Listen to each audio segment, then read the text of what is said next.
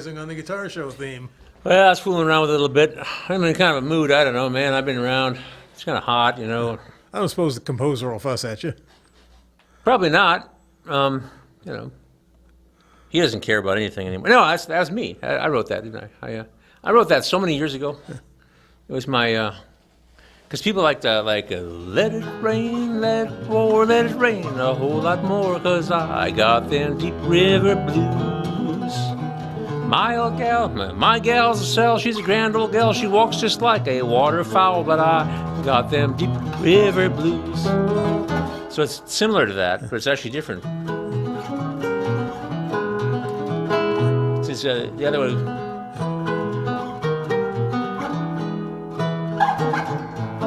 Anyway, slightly different. It's a happy blues. So. I should probably let you do the Tom's Guitar Show intro. Oh, yeah. Hello, everybody. Welcome to Tom's Guitar Show. I'm Tom. They call me Guitar Tom because I'm often seen with a guitar. And they call me on the phone sometimes. This time, I'm in this sort of, I don't care. Mr. T was offering to hook up the phone so people could call. And I said, don't bother. Nobody calls anymore. It's probably people are like waiting to stand by and they can't get through. But anyway, but people do. They used to call me on the phone. They asked me questions about the, care and feeding of their guitar, what kind of guitar is right for them, the guitarrón, guitarras, sitars, chitoles, lutes, udzihuelas, banjos, balalaikas, bazookies, bajos, sextos, bajos, cincos, bandoras, bandolims, bandurias. Did I say lutes, udzihuelas, cavaquinhos, things with frets to pluck on. That's my thing, man. If you want to talk ukuleles, banjolales, mandolins, and banjolins, mandocellos, if you like. In fact, I'm getting another instrument in a couple of months. I'll tell you about it in a minute. But anyway, it's sort of in between the guitar and the mandolin. But anyway, pipe organs, piccolos, clarinets, clavinets, clavinovas, clavichords, harmoniums, harpsichords, harmonicas. Dulcimers, dobros, and didgeridoos. There you go. Yeah, any of that stuff, man. Timbales and timpanis. Bass drums and Anyway, accordions and ocarinas. Anything you make music with. You want to talk about politics, world events, or your own personality problems? That's fine too. We're here, for people, but to keep it clean, this is a family program. Okay. Well, I was telling you how I didn't really care. This is my, kind of pretty. Let's see if I can, look at that, huh? It's wood, huh? Made in Spain, but I hear the wood came from Belize. I know Mr. Skopinski just pulled up. Anyway, so, this is my Cordoba electric flamenco guitar from Spain. And I even put a tuner on it so I can, because the temperature and humidity changes are, it's a long way from Spain. But, see, I had this, I've had a lot of gigs lately, and I have a bunch more, actually. But this wedding kind of, wore me out. I was, to this wedding, and I had some problems with the music. There's a certain way classical music, guitar music is written. There's not just the notes, but there's notations and stuff that are particular to that instrument, to this instrument, or this is a flamenco, but who's counting? Anyway, so some of the stuff I was given didn't have these things, and they had extremely awkward chords. And there are different ways to, of course, the one thing about the guitar is you can play this note here, you can play this note here, or here, or even same note exists in all these different places. So what you have is like a puzzle. You have this grid you can work out. It's like kind of like an abacus, only it's like three-dimensional, man. So anyway, I had that problem with the music. It wasn't written the way I wanted it to be. I either had to seriously edit it. I couldn't find it in another text because this is like Schubert voice and piano music is actually about a death scene in an opera or something. I don't know, but they wanted that to be processional, and they had some other things. So anyway, I wasn't prepared. I had one rehearsal with the cellist, and so I played my Friday night gig at the Tuscan Moon, as I normally do, and then wedding was on Saturday afternoon. So I got home from that a little bit before midnight, and I practiced for a while. And then I slept a few hours fitfully, and I got up in the morning and I practiced some more. And then I had a couple other responsibilities to take care of that day, and then I practiced a little bit more, and then I loaded extra stuff in my car because the cellist might have needed a microphone and a microphone stand, and I needed a music stand and stuff like that. So I would take 2 trips to the car. So I put the first trip to the car, and I put all the stuff in the trunk in a certain way. And I was tired and kind of, not in a well-focused mood. And then I got in the car, drove away. I didn't make the second trip. So this is at the Cedar Rapids Art Museum in Cedar Rapids, which is, for those of you watching in Turkey or wherever you might be on the live stream, that's the next city up. It's more than a half-hour drive away. And The City of Five Smells. yeah, you said it, I didn't. I've got to work there I work there during the semesters. Anyway, so to continue my boring story, make a short story a little bit longer, I forgot my guitar. So the wedding planners and the wedding company and everything that had the folding chairs and the guys with the polo shirts with the name of the company on them and everything, like, they looked around for a guitar. They called West Music to see if they could borrow one. They said no. I called my wife. She answered the phone, which was great, and she actually brought me my guitar. But a guy did show up. One of the people working for the wedding company there, with a steel string guitar, kind of a funky one with, well, not bad one, made in China with worn out strings.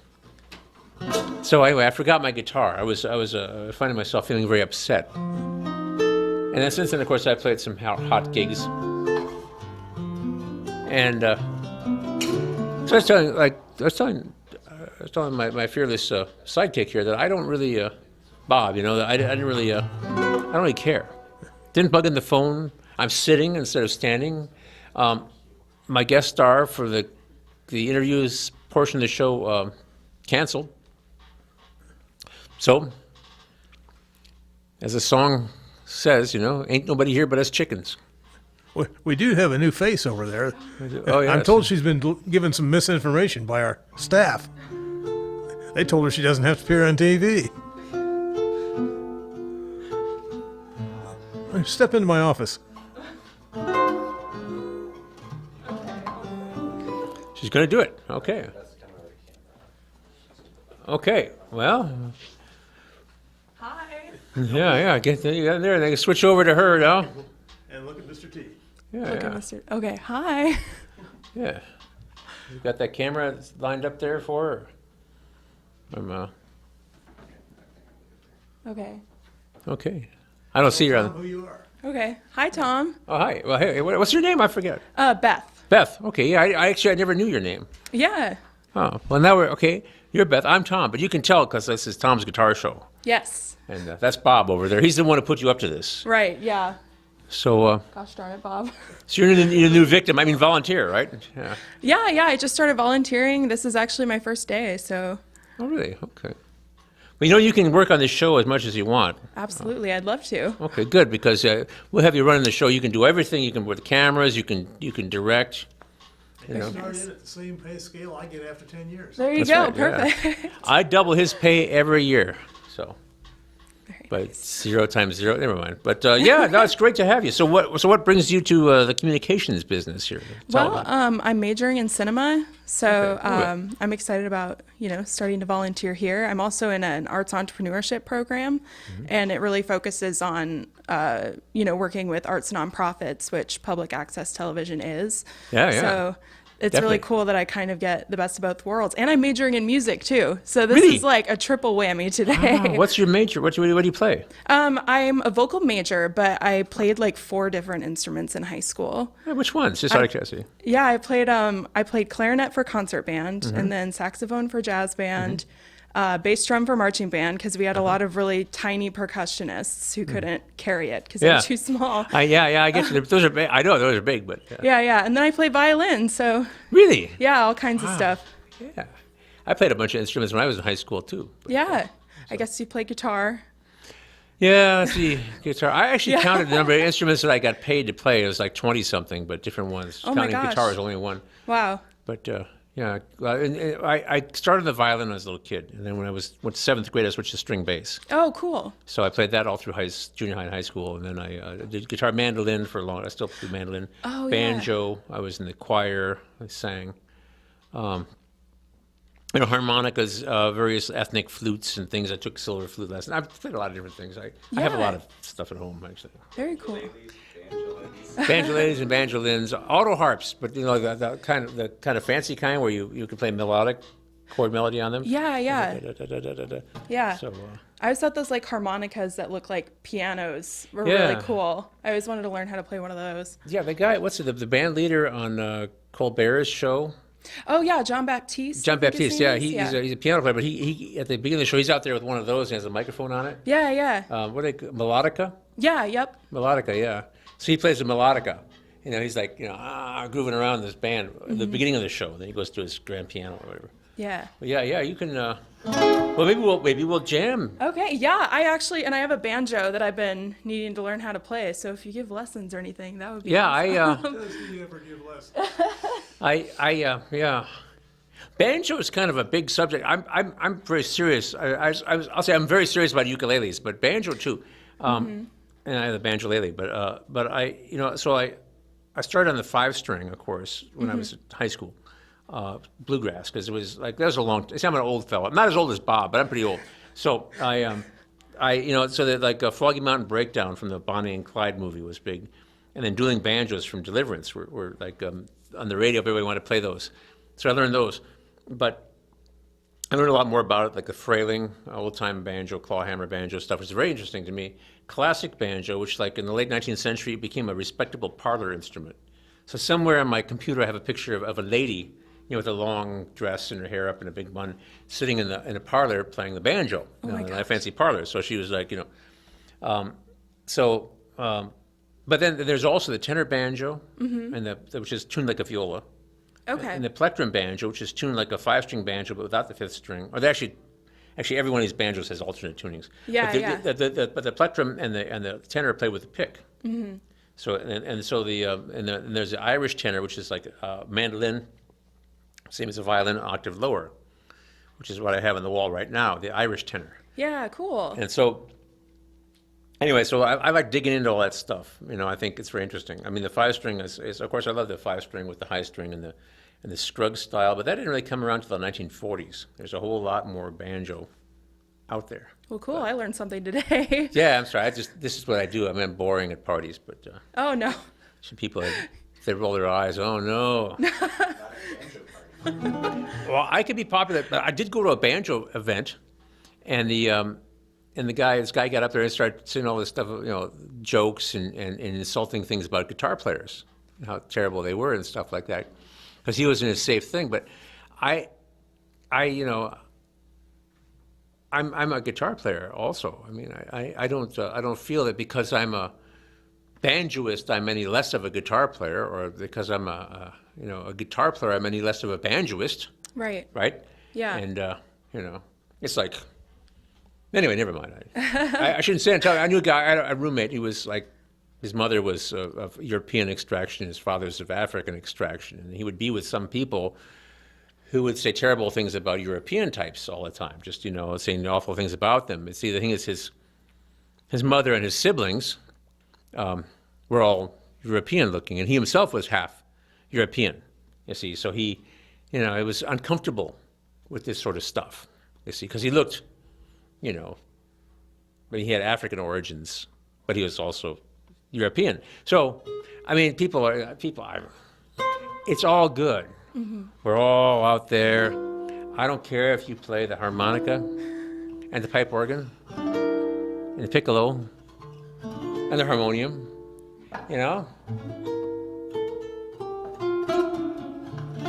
Anyway, that's right.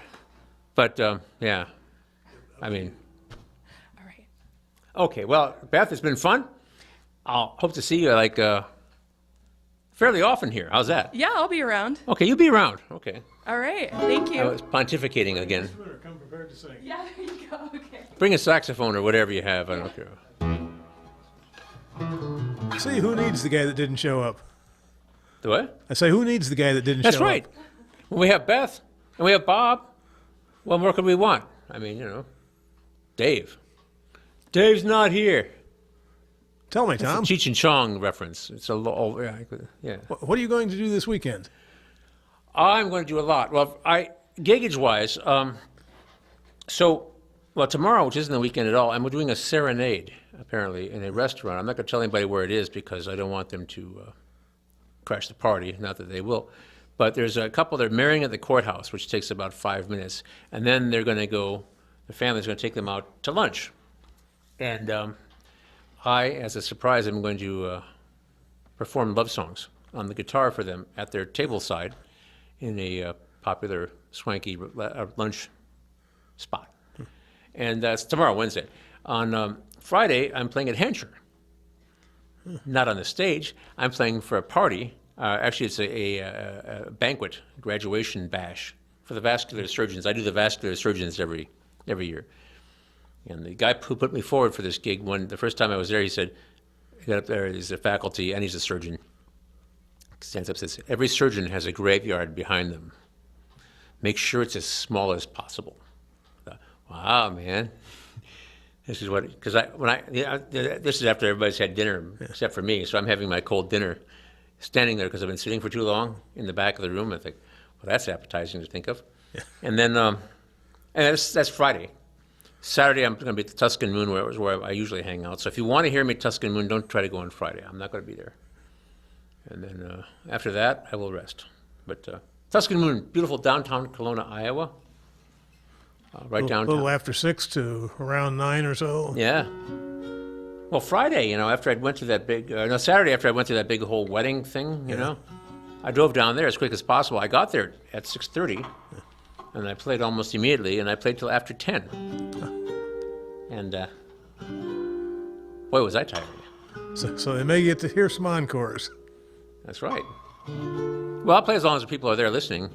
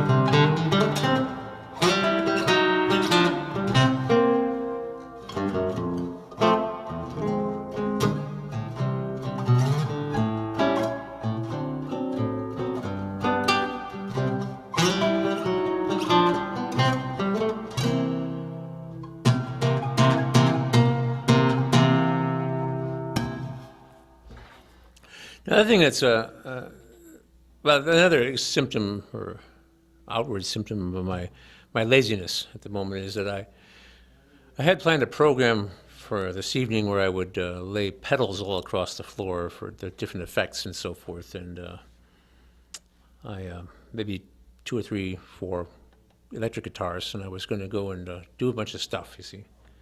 But when it came time, I didn't do it. I just didn't do it. I had this easy setup.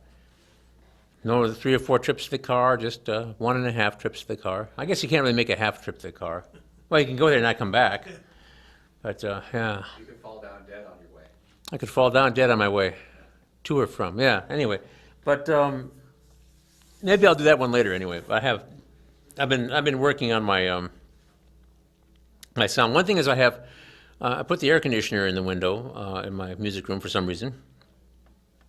I was heavy too. But the thing is, I don't have the central air. Now, I'll say I have a student, fairly prosperous medical professional fellow who has central air, and the guy comes out in the van and he's got it all fixed every time, and then when he leaves and it doesn't work. So he has no air conditioning at home. His cats are spread out on the floor like some sort of liquid, and so Mine is like that. And it's that season. I called the air conditioning place today, and Monday afternoon's as quick as somebody can get out there. yeah. So the thing is, you can your window air conditioner maybe it's not that efficient. You have to put it in yourself. Yeah. But if it breaks, you could go to Kmart and get another one for $187.95 or something like that. Which is kind of what I've done. We actually have 3 of them in the house, and not all of them are on at any given time. But the problem with the window air conditioner is extremely loud, and you can't hear yourself. So there are 2 solutions to this, or 3. One is just to live with it and not play, or just assume you sound good. The other one is to have an electric guitar with an amplifier and crank it up real loud. No, I'm married, I can't do that. Or headphones. Yeah, that's my other. So I have a little mixer, which I actually have used in this show before to mix things in, and it has a headphone jack, and so I play with the pedals, and I do it all in headphones. So I've been doing that quite a bit, and I do things in the confines of my own headphones that I wouldn't normally do, like distortion things and so forth, and overdubbing with pedals. And I have a kind of a thing. I kind of cooked. I have some things I've cooked up that I can do that I think are interesting. The one that I was almost going to do was maybe just bring the Fender Telecaster, which is kind of a good platform to start with all the noise reduction stuff, and then several other pedals, including the Pitchfork, which I've had in the show before, which takes the notes down an octave, so I can have bass guitar, basically. I mean, it sounds not unlike my fretless bass guitar when I push the Pitchfork button, pedal. And so anyway, these are things you can do, but inside headphones, you can have your own little world in there, man. So. And the dissonance doesn't put the neighbors' teeth on edge. Well, there are little girls trying to sleep in the house next door, Of course, my wife is a avid gardener, and by 9:30 she's done, Yeah. That's just when all the students leave, and my guitar students and mandolin students and stuff, by myself. So anyway, nobody has to know what goes on inside my headphones. But this guitar is nice. It's really nice. You really like both of those Cordoba guitars. Yeah, I really like both these Cordobas. I actually have 2 other Cordobas.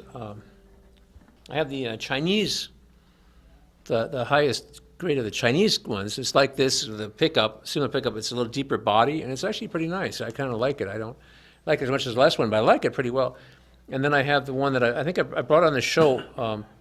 Doesn't have a pickup in it, just acoustic, and it's a very nice, very friendly guitar to play. And it has a similar kind of swirly. It's a different kind of wood, but it's just like this sort of two-tone. This one's a kind of massacre or something, ebony from somewhere, and that's really nice.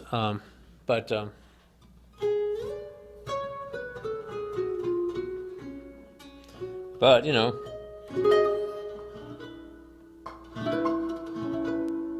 How many can you play at once? Only one. Sorry. I'm boring myself already. Anyway, I should play something, but I was going to tell you, Bob, about the mandolin thing. And I don't know if I told you this before, but I was over there at the Musicians Pro Shop, because I hang around guitar shops. There's a Tom Waits song about how the bartenders all know my name. Well, it's the guy behind the counter in the music stores. They all know my name. But anyway, I was at the pro shop, and he's a gold tone dealer, and he was ordering an instrument for somebody. It's supposed to come in soon or whatever. That was supposed to come in the next Wednesday or something, and it's like it's 12-string mandolin. It's not really a mandolin. It's a little bit bigger. It's built on the mandola. It's like viola. It's like the larger body. It's like the larger body. It has 12 strings, like a 12-string guitar. It's tuned like a 12-string with the notes in octaves. The third, fourth, fifth courses are in octaves, but it's small, so it's this high. So which means that the octave this is. So it has open strings that are this high.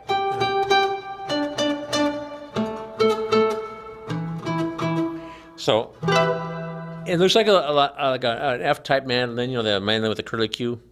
Yeah. But it's a little bit bigger, and it has 12 strings and strung like a guitar.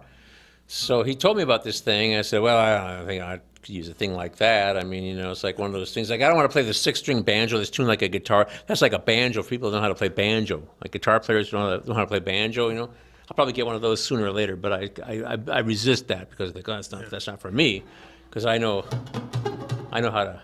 Because I went through the whole Earl Scruggs book one year, and anyway, so I went home though, and I looked on the Gold Tone website, and they showed pictures of it, and then they had the videos of people playing it, and there's some guy playing it fingerstyle, just like I would, sort of like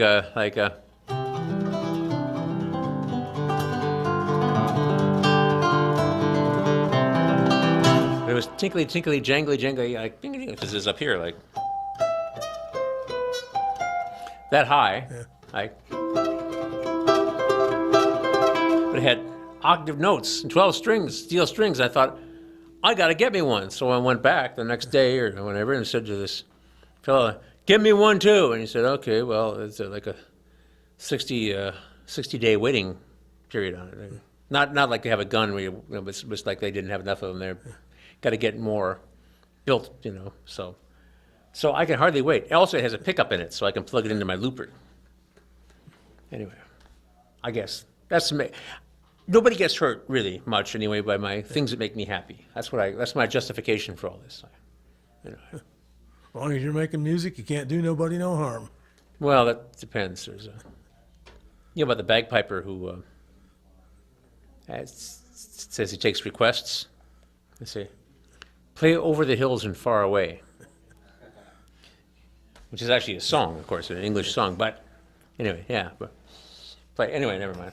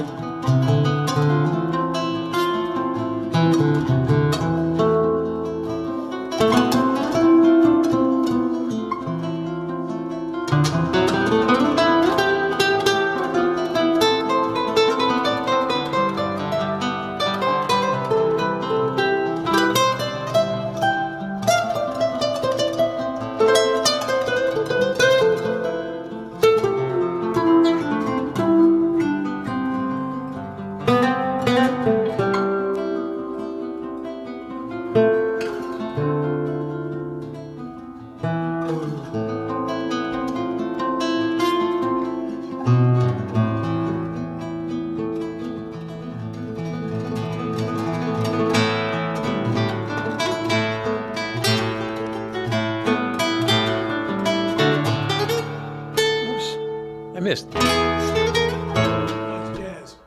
What? Jazz. Yeah, I call it jazz. Yeah. I wrote these 12 preludes for guitar a long time ago, and it strikes me I probably haven't played them in years. Like a.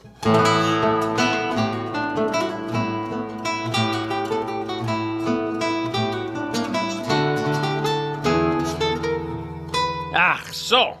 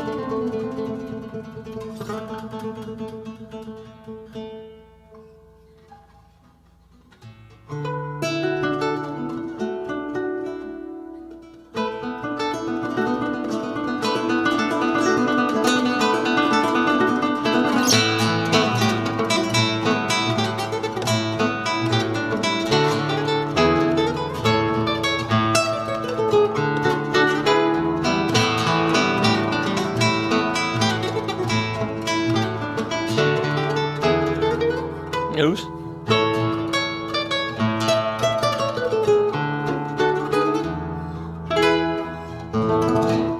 I don't know. Why did I play that? I haven't practiced it. I don't even hardly remember it. It's kind of stuff I used to compose when I was like under 25. Now no, I don't do that. That's right. I was just joking around. But.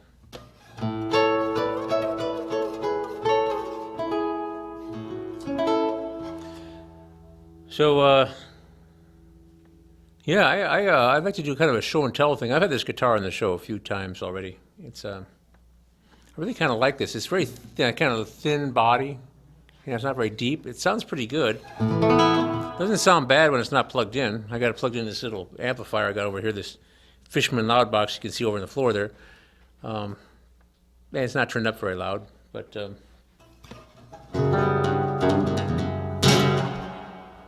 A little reverb on there. A little bit of chorus.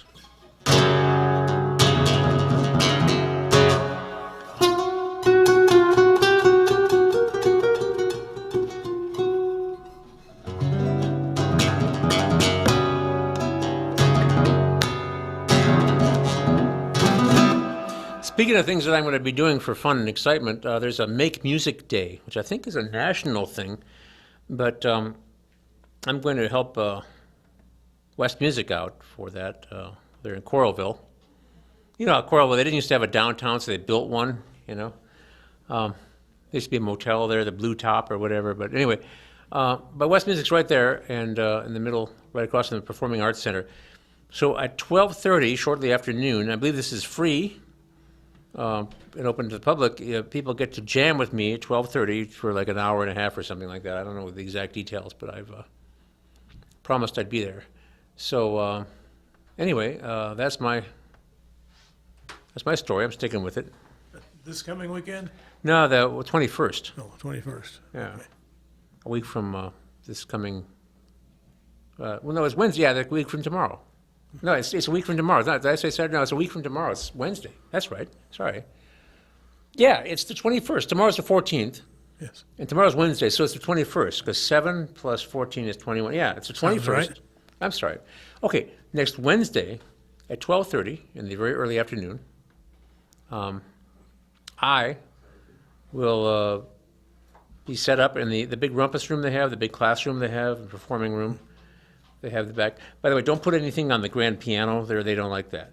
Don't like put your amp up there or something like that, or your lunch. Your I thought coffee. that's why people played the piano, because you can't balance a beer on a violin. That's right. It's pretty hard to do on a guitar. But no, I will have very little, if anything. I have nothing to do with that grand piano, actually. I'll sit up there with some sort of a guitar, and anybody who wants to can play guitar with me. And I guess I'll mention it next week, too, because next week it'll be the day before. Or if they have some other instrument that will harmonize with a guitar. They could bring whatever they want. There'll be amplifiers there. They could bring a bass guitar. They could bring a harmonica or a saxophone, or sack butt or a crumb horn. I mean, they could bring maybe they'd let them play the grand piano. But there's a problem with that. Those are loud. There's a really noisy piece of furniture, and they're heavy, man. I used to have to pick up pianos for a living. They're very heavy. And you've been known to associate with ukuleleists, too. I am a ukuleleist. It sounded like an AA confession. No. Hi, I'm Tom. I'm a ukuleleist. Hi, Tom. Yeah, but actually the first instrument I ever bought with my own money was when I was 7th grade, 12 years old. I bought a baritone ukulele, and it was the one that the music teacher was getting rid of, and she had played it when she was in college, years before. So it was probably about a 1958 vintage, I think, silvertone baritone uke. I still have it. I should string it up and bring it back on the show and play it. I have a couple of sets of ukulele strings. I should restring that one. It sounds pretty good. It's not as nice as Donna's, but it's pretty nice. And it's old. But so I've been playing ukulele for a while. There's a lot of Johnny-come-latelys. Tiny Tim ruined ukulele for a generation, but it's come back. I know that the local music stores that I hang around with, Pro Shop and West Music, they sell a lot of ukuleles. So I know out there at the Las Vegas Senior Centers, there's a lot of Asian ladies that play them. Asian ladies? Yep. Yeah. Well, you know, the story of the ukulele is that, and here I'm going to do my lecture thing. I mean, you have to forgive me, but so back in like the 1880s or whatever, there was they were starting to grow sugar cane in Hawaii. You know, of course the U.S. had annexed Hawaii, and but they couldn't get the Hawaiians to work in the fields the way they wanted them to, so they had to get these like low rent laborers, and so they got like Mexican and Portuguese, laborers to go work in the fields, and imported them. And the Mexicans were playing guitars, and the Portuguese were playing cavaquinhos, which are little like guitar-shaped thing that's strung more like a mandolin. And then the Hawaiians saw this stuff, and they said, "Wow, that's cool. We never had anything like this before. Thousands of years we've been doing stuff, but we never had anything like look like a guitar before." So the one guy said, the guy's fingers are moving because cavaquinho music's really fast, and he was like a Portuguese thing. So they said, "Wow, his fingers are like jumping fleas," because they're, and the ukulele is jumping flea in the Hawaiian language. This is what I was told to me by Hawaiian, who he should know, I guess, but maybe not.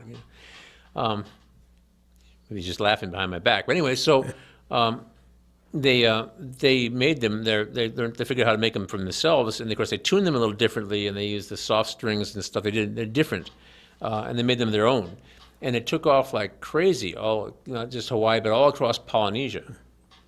So like all over, all those peoples and all those islands, nations along there, it took off like crazy, and then swept through the world. But the small 4-string guitar thing is something that Europeans have had for over 1,000 years. We trace it back to Hawaii to 1885, and I got nothing against Hawaiians. I just don't really play Hawaiian music. I don't have like a Hawaiian thing. People want to, do the luau thing, and you see. There's a National Association of Music Merchandisers show that I went to in 2005 in Indianapolis when they were a big trade show for music merchandise. And I was there, but that was just when the ukuleles really starting to take off, big like they are now. But there were these women who were just typical American, like European-looking women who were wearing grass skirts, and selling these ukuleles that smelled vaguely of pineapple. They had a finish on them.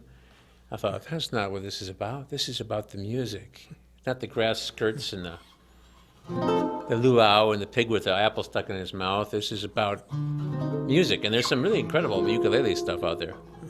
But ukulele is kind of easy to play initially compared to other things. It's pretty easy to do. You can learn a few chords in ukulele and play songs in just a few days. Or you can spend a whole lifetime trying to perfect it because you're dealing with limitations. So. I'm deadly serious about ukuleles, but and that's the story of ukulele. Also, the guitar. The Hawaiians didn't know how to tune the guitar. The guy who had the thing in his lap, flat in his lap, right? And he was trying to tune it, and then he had a metal comb in his hair. This is what this Hawaiian guy that I took classes from actually on Hawaiian slack key guitar, which is the only thing. He went slid across the strings and said, "That sounds cool." So he took his metal comb and the story is he locked himself in a grass hut for like 3 years or something. I don't know if you can lock a grass hut. And he practiced this thing, and that was born the Hawaiian guitar, which when you lay the guitar flat and you play it with a slide. He used a comb. You can use like a knife or like a metal tube or a Stevens bar, which is like a contoured metal bar. So that's the origin of the Hawaiian guitar, but also the dobro and the steel guitar, lap steel, pedal steel, all those guitars. That's a Hawaiian adaptation. Of course, Europeans like the Germans and Swiss were playing zithers, where you play a thing flat on the table. There's been a lot of that, but this is a different kind of approach. And then also the Hawaiian guitar players who play the guitar like this, they tend to use alternate tunings. So the whole alternate tuning has been around ever since people have been trying to tune guitar-like things, but the Hawaiian slack key is really interesting. Yeah, okay. Maybe I'll bring I took a Hawaiian slack key class from a guy. I can't remember his name. It was a Hawaiian name. I don't remember his name. It was that was a long time ago. I really am getting old. It was in the 80s somewhere in Milwaukee at the American Fingerstyle Guitar Festival. Do you do any slide guitar? Yeah, sure. Yeah, bottleneck. And do slide guitar and slack key. Maybe I should do that. So, some week when you're feeling real ambitious. Yeah, I'm not ambitious today. Gotta relax. Tomorrow I've got my serenade.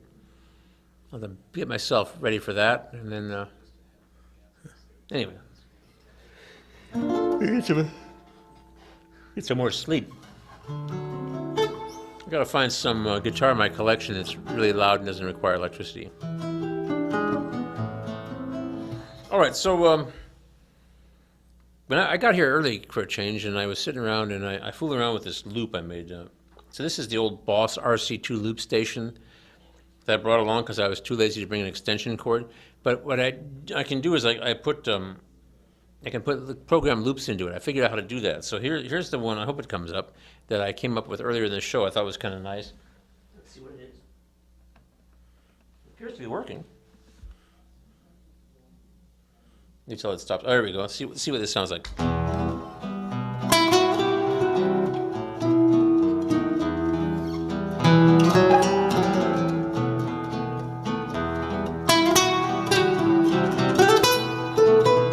that shot.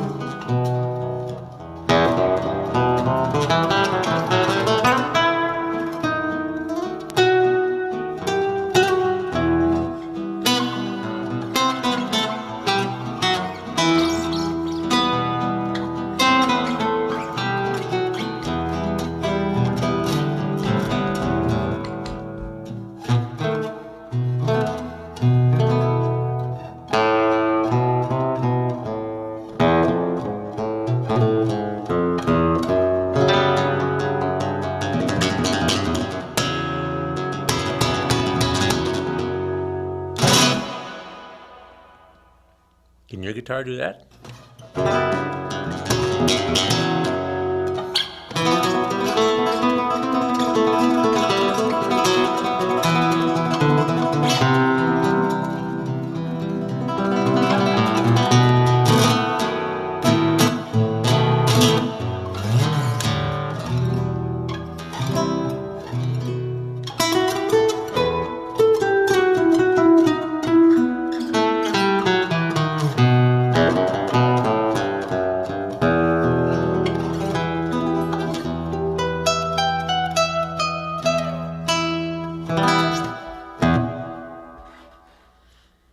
So I was just talking to Colt. What's Colt's last name? I don't know. Anyway, he's was it? Amborn. Amborn. That's right. He was He was the president of the University of Iowa Guitar Society, or Guitar Club, excuse me. I think he graduated, but he's saying he was going to try to start a group that meets at the library periodically to play guitar and get together and stuff. I used to do that, actually. It worked out for a while. There wouldn't be that many people showing up, he didn't think, but it'd be worthwhile. So I say, you know, That bunch we had upstairs a month or two ago, weren't they the University of Iowa Guitar Club? that's right. Yeah. They were all like older than college kids, so it seemed like. Oh, yeah. I used to work with the one guy. Yeah, well, all right. But I don't care how old anybody is. Yeah. But, I mean, I'm not ageist, am I? Or am I? Maybe I am. I don't know. If they're old enough to know better. Les Paul was still playing. That's right. In his 90s. His arthritis is really bad, but he figured out a way to do it where he could like get his fingers all bent out the right shape, and he could have this chord shape that he could just. And Chuck Berry was still at it. That's right. Well, he was 90 when he died here a week or two ago. That's right.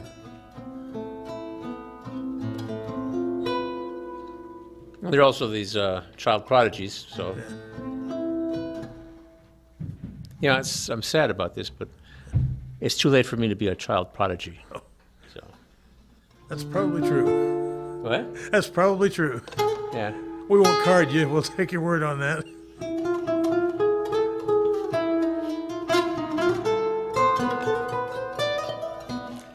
I was talking to one of my students who's actually a doctor, and we're talking about like memory lapses of things you forget to do. Like I forgot my guitar, and he had one where he forgot to put the hatchback down in his car, and he drove in the garage, and it cost like $1,300 worth of damage or something to his hatchback. Tom? Yeah.